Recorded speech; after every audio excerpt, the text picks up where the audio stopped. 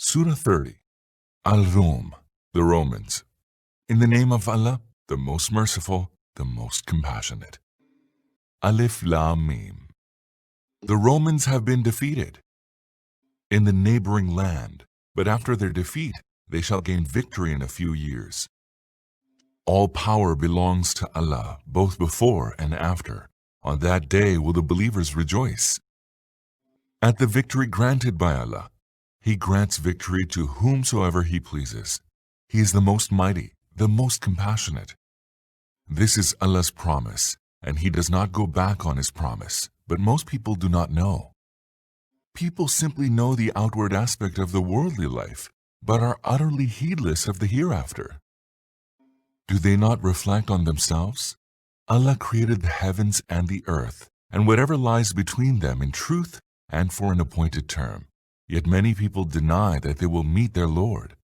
Have they not traveled through the earth that they may observe what was the end of their predecessors, who were far mightier and tilled the land and built upon it more than these have ever built? And Allah's messengers came to them with clear signs. It was not Allah who wronged them, but it is they who wronged themselves. Evil was the end of those evildoers, for they gave the lie to Allah's signs and scoffed at them. Allah creates in the first instance and will later repeat it. Thereafter, it is to Him that you shall be sent back. On that day, when the hour will come to pass, the criminals shall be dumbfounded. None whom they had associated with Allah in His divinity will intercede on their behalf. Rather, they will disown those whom they had set up as Allah's associates in His divinity. On that day, when the hour will come to pass, people will be split into groups. Then those who believed and acted righteously will be placed in a garden and will be happy and jubilant. As for those who disbelieved and gave the lie to our signs and to the encounter of the hereafter, they will be arraigned for chastisement. So glorify Allah in the evening and the morning. He is all praise in the heavens and in the earth, and glorify Him in the afternoon and when the sun begins to decline.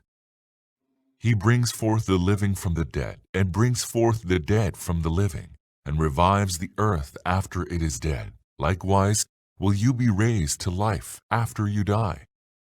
And of His signs is that He created you from dust, and behold, you became human beings, and are multiplying around the earth.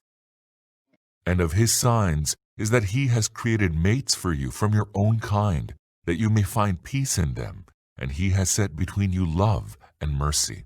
Surely there are signs in this for those who reflect. And of His signs is the creation of the heavens and the earth, and the diversity of your tongues and colors. Indeed, there are signs in this for the wise. And of His signs is your sleeping at night, and your seeking His bounty during the day. Indeed, there are signs in this for those who hearken. And of His signs is that He shows you lightning, arousing both fear and hope, and sends down water from the sky, and revives the earth after it is dead. Indeed, there are signs in this for those who use their reason. And of His signs is that the sky and the earth stand firm by His command, that no sooner than He summons you out of the earth, you will come forth. To Him belong all who are in the heavens and all who are on the earth. All are in obedience to Him. It is He who creates in the first instance, and it is He who will repeat the creation, and that is easier for Him. His is the loftiest attribute in the heavens and the earth. He is the most mighty, the most wise. He sets forth for you a parable from your own lives. Do you have among your slaves some who share with you the sustenance that we have bestowed on you, so that you become equals in it, all being alike, and then you would hold them in fear as you fear each other? Thus do we make plain the signs for those who use reason. But the wrongdoers follow their desires without any knowledge. Who then can show the way to him whom Allah lets go astray? Such shall have no helpers. O Prophet and his followers, turn your face single-mindedly to the true faith and adhere to the true nature on which Allah has created human beings. The mold fashioned by Allah cannot be altered. That is the true straight faith, although most people do not know. Adhere to the true faith and turn to Him and hold Him in awe, and establish prayer, and do not be of those who associate others with Allah in His divinity. Those who have split up their religion and have become divided into sects, each party exulting in what they have. Such are human beings that when any misfortune befalls them, they cry to their Lord, penitently turning to Him. But no sooner that He lets them have a taste of His mercy, than some of them begin associating others with their Lord in His divinity, so that they may show ingratitude to us for the favors we had bestowed upon them. So enjoy yourselves a while, but then you shall soon come to know.